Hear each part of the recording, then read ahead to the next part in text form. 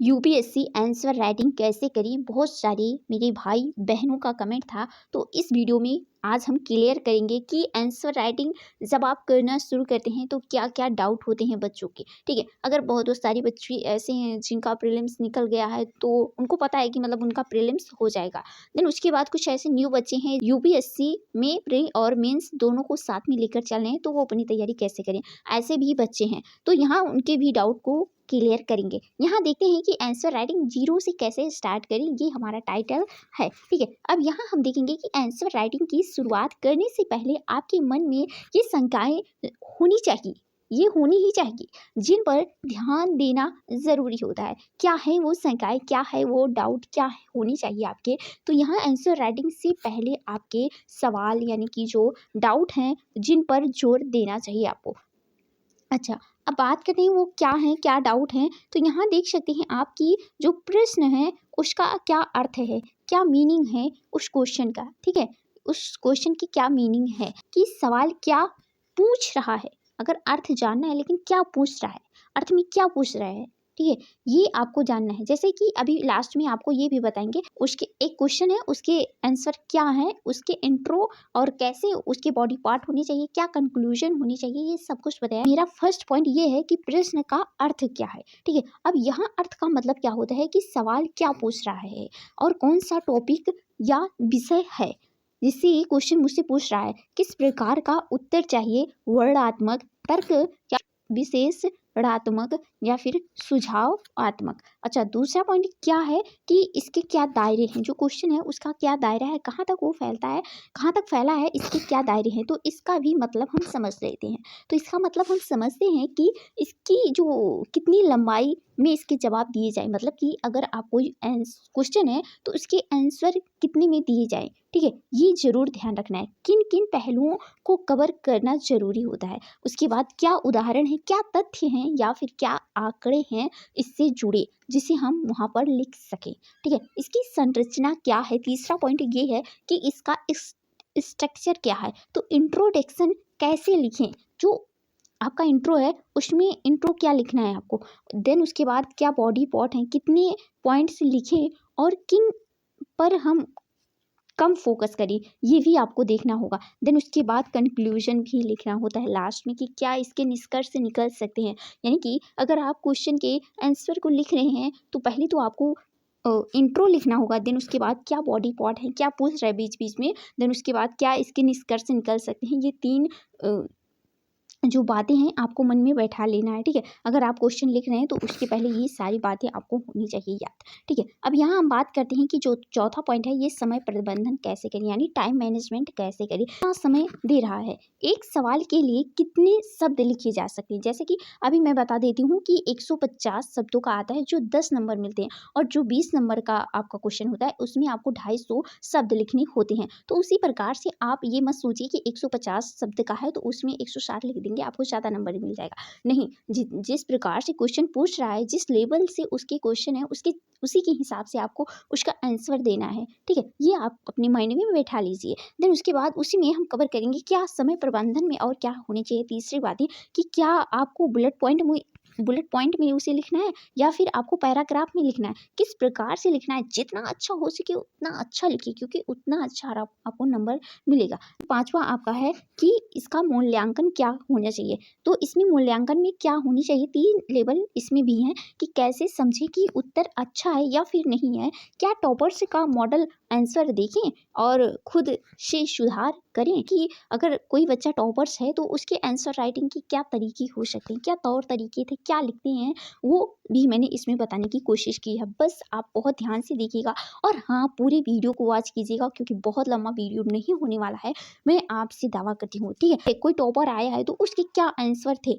तो यहाँ देखते हैं कि टॉपर्स सवाल को ध्यान से पढ़ते हैं और मुख्य बात समझते हैं, क्या उसके बाद है मुख्य बात।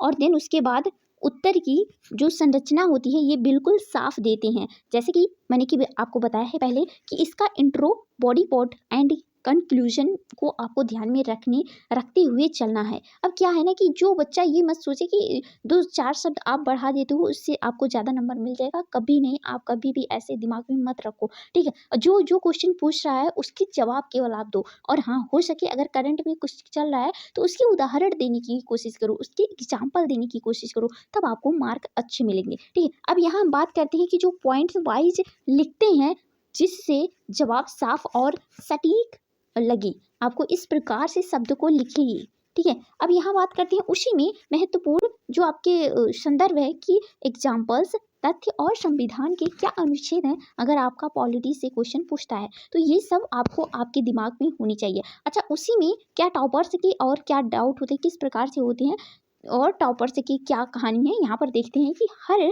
पॉइंट पर थोड़ा थोड़ा व्याख्या करते हैं, मगर लंबा नहीं करना है। मैंने आपको बताया कि लंबा नहीं करना है भाई, शब्द को बढ़ाने से कुछ नहीं होता है, ठीक है।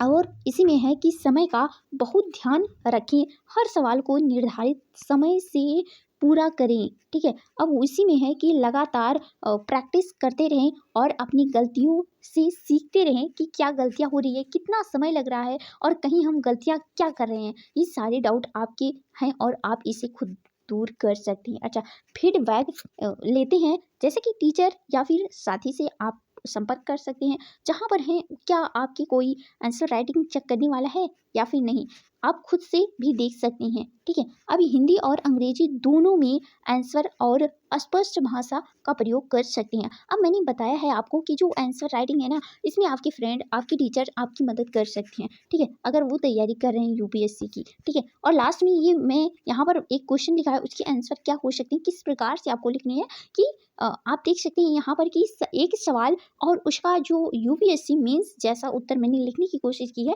और हिंदी में लिखने की कोशिश की है, इसे आप देख सकते हैं। अच्छा, क्या इसके क्वेश्चन है पहले, तब तो हम उसके आंसर को देखेंगे। तो यहाँ जो क्वेश्चन है ये है कि भारत में किसान आंदोलन के प्रमुख कारण क्या है, इस पर आपके विचार क्या हैं। तो इस पर विचार क्या है, पहले तो आपको थोड़ा सा इंट्रो इसके बारे में लिखना होगा, देन उसके बाद में आपको कारण यानी कि बॉडी पार्ट, और देन उसके बाद आपको लास्ट में लिखना होगा इन तीनों को मिलाकर कि क्या इसके निष्कर्ष हो सकती हैं, ठीक है। अब यहाँ हम देखते हैं कि थोड़ा परिचय यानी कि इंट्रो के बारे में मैं आपको बताने की कोशिश करती हूँ। बहुत ध्यान से सुनिएगा कि भारत की कृषि प्रणाली देश की अर्थव्यवस्था का महत्वपूर्ण हिस्सा है, कि किसान आंदोलन पिछले कुछ वर्षों से बढ़ा है, जिसका मुख्य कारण कृषि से जुड़ी समस्याएं हैं। अच्छा, अब यह कारण क्या है, यहाँ हम देखते हैं कि इसके क्या कारण हैं। तो यहाँ पर जो फर्स्ट कारण है ये है कि कम कीमतें और न्यूनतम समर्थन मूल्य यानी कि एमएसपी की मांग। इसमें हम लिखेंगे कि किसानों को उनकी उपज का उचित मूल्य नहीं मिलता, जिससे आर्थिक संकट बढ़ता है। देन दूसरा कारण है कि ऋण और कर्ज का बोझ है किसानों पर। किसान और जो साहूकारों से लिया गया भारी कर्ज जो समय पर न चुकाने पर किसानों को परेशानी में डालता है। देन तीसरा कारण इसी में मैंने लिखने की कोशिश की है कि कृषि कानूनों के खिलाफ असंतोष, यानी कि नए कृषि कानूनों के कारण किसानों को डर है कि वे बड़े कारपोरेटों के अधीन हो जाएंगे, ठीक है। और चौथा कारण मैंने लिखने की कोशिश की है कि क्या किसान के कारण है, ठीक है। इसमें मैंने 5 पॉइंट लिखी है। चौथा पॉइंट है कि प्राकृतिक आपदाएं और मौसम की अनिश्चितता, ठीक है।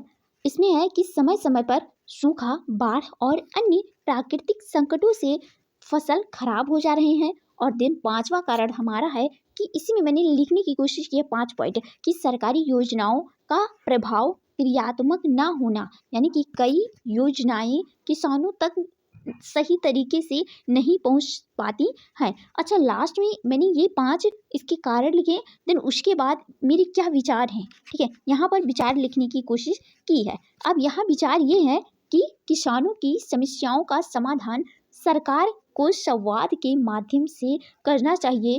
कृषि कानूनों को पुनः विचार कर किसानों की सहमति से संशोधन करना आवश्यक है। इसके साथ न्यूनतम समर्थक मूल्य सुनिश्चित करना, यानी कि एमएसपी जो है उसको निर्धारित करना है और कर्ज माफ़ी और बेहतर बीमा योजना लागू करना चाहिए। निष्कर्ष क्या है लास्ट में लिखने की कोशिश की है, यहाँ देख सकते हैं आप। निष्कर्ष ये है कि किसान आंदोलन केवल कृषि नीति की विफलता नहीं बल्कि सामाजिक और आर्थिक संरचना में बदलाव की मांग भी है। संवाद और समावेशी नीति से ही समाधान संभव है। यहाँ पर इस प्रकार से निष्कर्ष लिखें कि भाई एग्जामिनर चेक करे तो उसके भी दिमाग में आए कि किस प्रकार से इसने लिखने की कोशिश की है। अच्छा, यहाँ सुझाव देख सकते हैं। सुझाव मैंने यहाँ पर थोड़ी सी बात बताने की कोशिश की है। थोड़ा जल्दी करते हैं कि जो आंसर राइटिंग के लिए ज़रूरी सुझाव क्या है। ठीक है, इसके सुझाव क्या हैं यहाँ आप देख सकते हैं कि हर सवाल का इंट्रोडक्शन और निष्कर्ष जरूरी होता है देना। मुख्य बिंदुओं को स्पष्ट रूप से नंबरिंग या फिर बुलेट पॉइंट में लिखें जिससे जो एग्जामिनर है उसका दिमाग, उसका आँख की जो बत्ती है वहाँ पर जाए। समय समय पर मॉडल आंसर पढ़ें और उसे सुधार करें, क्या गलतियाँ हो रही हैं। खुद के आंसर को दोहराएं और टाइमिंग देखें कि कितने समय में लिख रहे हैं और उस पर सुधार करें। अच्छा, बात करते हैं कि वीडियो देखकर या फिर पढ़कर टॉपर्स के तरीके सीख सकते हैं। लास्ट में मैं आपसे ये बताऊंगी कि मैं टेलीग्राम पे कुछ टॉपर्स के जो क्वेश्चन होते हैं उनके आंसर क्या हैं, कितने नंबर वो मिलते हैं उनको, ये सारी बातें आपको PDF के फॉर्म में दे दूंगी। लेकिन 1 से 2 दिन आप भाई रुक जाइए, कुछ मुझे भी टाइम चाहिए। अच्छा, यहाँ पर ये बताइएगा कि आपको ये सारे जो मैंने डाउट क्या ये हैं आपको ये वीडियो समझ में आया या फिर नहीं, नीचे कमेंट बॉक्स में कमेंट करना ना भूलें, क्योंकि मुझे भी इंतजार रहता है कि मैंने जो बच्चों के जो डाउट थे उसको बताया क्लियर, तो क्या उनके यस हैं या फिर नो है, ज़रूर कमेंट बॉक्स में अपना राय दें। और हाँ, कुछ इसके आगे भी डाउट है तो नीचे कमेंट बॉक्स में ज़रूर दे दें, जिससे मुझे भी पता चले क्या आपके डाउट है। उसी प्रकार से मैं वीडियो आपके पास पहुँचाने की कोशिश किया करूँ। जैसे कि आपके कमेंट होते हैं मैं उसी की तरह से उसी पर रिप्लाई देने की कोशिश करती हूँ। सो मैं यहाँ पर इस वीडियो को एंड करती हूँ और इसी तरह की वीडियो के साथ हम आपसे मिलते किसी नेक्स्ट वीडियो में। तब तक के लिए bye bye, tata, take care.